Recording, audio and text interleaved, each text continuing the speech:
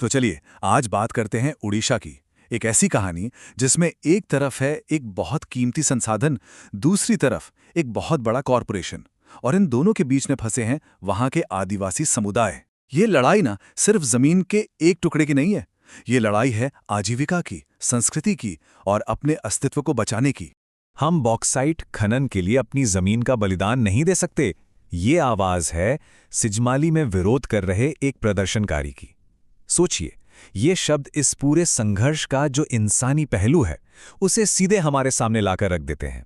ये सिर्फ एक बयान नहीं है, ये अपनी जड़ों को, अपनी जमीन को बचाने की एक जोरदार पुकार है। तो चलिए सीधे चलते हैं कहानी के बीच में, एकदम एक्शन के सेंटर में। इसकी शुरुआत होती है एक हिंसक टकराव से, एक ऐसी घटना जिसने इस सालों से सुलग रहे विवाद को अचानक पूरे देश की नजरों में ला दिया। तो हुआ ये कि 7 अप्रैल 2026 को ओडिशा के रायगढ़ जिले में एक सड़क बनाने को लेकर विरोध हो रहा था, और ये विरोध इतना बढ़ गया कि आदिवासी ग्रामीणों और पुलिस के बीच जबरदस्त झड़प हो गई। इसमें करीब करीब 40 पुलिस वाले और 25 गांव वाले घायल हुए। लेकिन सवाल तो ये है कि बात यहां तक पहुंची कैसे, आखिर हुआ क्या था? और बस यहीं से कहानी के दो अलग अलग पहलू सामने आते हैं, बिल्कुल एक दूसरे से उलट। पुलिस का कहना है कि भाई हम तो बस एक वारंट देने गए थे और गांव वालों ने हम पे हमला कर दिया। दूसरी तरफ गांव वालों का आरोप है कि ये सब बहाना था। असल में ये एक सोची समझी रेड थी जो सुबह के 3 बजे अंधेरे में की गई ताकि विरोध को दबाया जा सके। ये दो कहानियां साफ दिखाती हैं कि वहां अधिकारियों और स्थानीय लोगों के बीच भरोसा कितना टूट चुका है। तो ये जो टकराव है, इसे ठीक से समझने के लिए थोड़ा पीछे जाना होगा और ये जानना होगा कि आखिर दांव पर लगा क्या है, क्योंकि ये मामला सिर्फ एक सड़क का नहीं है, बिल्कुल नहीं। ये सवाल है सिजिमाली की पहाड़ियों के बेशकीमती खजाने का और उन लोगों के भविष्य का जिनकी जिंदगी इन पहाड़ियों से जुड़ी है।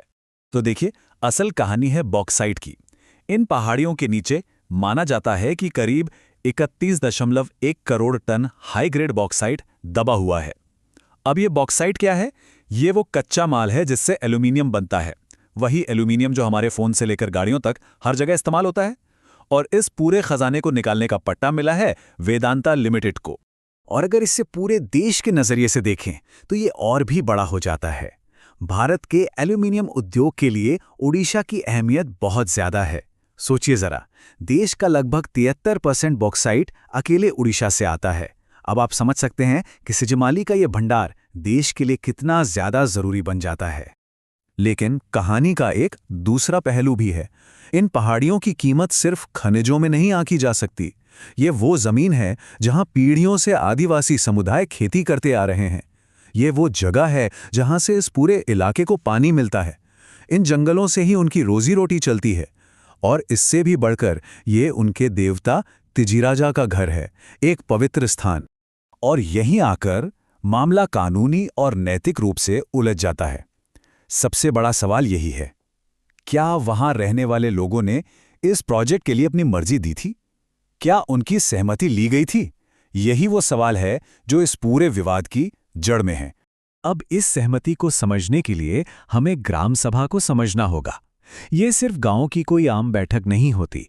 हमारे कानून ने, खासकर वन अधिकार अधिनियम और पेसा एक्ट ने, ग्राम सभा को बहुत बड़ी ताकत दी है।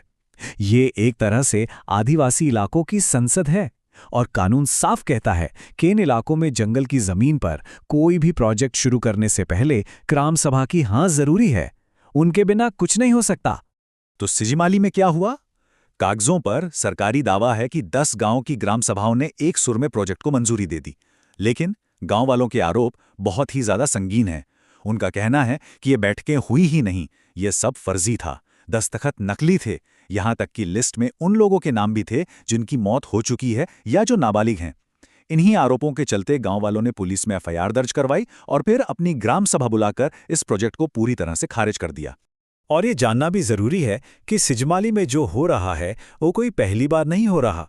ओडिशा में ऐसे विरोध का एक बहुत मजबूत इतिहास रहा है और इसी इतिहास ने एक बहुत बड़ी मिसाल भी कायम की है। हम बात कर रहे हैं नियमगिरी की पहाड़ियों की। ये एक बहुत मशहूर केस है। वहां भी वेदांता ही बॉक्साइट निकालना चाहती थी और उनके सामने थे डोंगरिया कोंद आदिवासी, जिन्होंने अपनी पवित्र पहाड़ी अपने नियाम राजा को बचाने के लिए एक जबरदस्त और कामयाब लड़ाई लड़ी थी। तो सवाल ये है कि उन्होंने ये किया कैसे? देखिए, 2013 में भारत के सुप्रीम कोर्ट ने एक ऐतिहासिक फैसला दिया। कोर्ट ने कहा कि इस प्रोजेक्ट का भविष्य गांव वाले यानी ग्राम सभा ही तय करेगी। और फिर जो हुआ वो देखने लायक था। एक के बाद एक सभी 12 ग्राम सभाओं ने एक मत से माइनिंग के खिलाफ वोट किया और प्रोजेक्ट वहीं रुक गया। ये जीत आज भी सिजमाली के लोगों के लिए सबसे बड़ी प्रेरणा है। तो चलिए वापस आज पर आते हैं। अभी क्या हो रहा है, मौजूदा हालात क्या हैं, प्रदर्शन कर रहे लोगों की मांगें क्या हैं, और सबसे जरूरी, ये पूरा संघर्ष हमारे सामने कौन से बड़े सवाल खड़े करता है। गांव के लोगों की मांगें बिल्कुल साफ और सीधी हैं। सबसे पहले वेदांता को मिला लीज रद्द किया जाए। दूसरा, जमीन लेने और प्रोजेक्ट पर चल रहा सारा काम तुरंत रोका जाए। तीसरा, विरोध करने वाले ग्रामीणों पर जो भी पुलिस केस हैं वो वापस लिए जाएं। और चौथा, जो फर्जी ग्राम सभा का आरोप है उसकी एक निष्पक्ष जांच हो। अभी की स्थिति यह है कि प्रोजेक्ट फिलहाल रुका हुआ है। केंद्र सरकार ने भी जंगल की क्लियरेंस पर रोक लगा दी है और मामला हाईकोर्ट से लेकर सुप्रीम कोर्ट तक में चल रहा है। लेकिन जमीन पर तनाव कम नहीं हुआ है, माहौल अभी भी वैसा ही बना हुआ है। और आखिर में ये पूरा मामला हमें एक बहुत बड़े सवाल के सामने लाकर खड़ा कर देता है। ये सवाल सिर्फ सिजिमाली या ओडिशा का नहीं है, ये पूरी दुनिया की कहानी है। सवाल ये है कि विकास की ज़रूरतों और लोगों के संवैधानिक अधिकारों के बीच संतुलन कैसे बनाया जाए। जब दोनों में टकराव हो तो रास्ता क्या होना चाहिए, इस पर सोचना हम सबके लिए ज़रूरी है।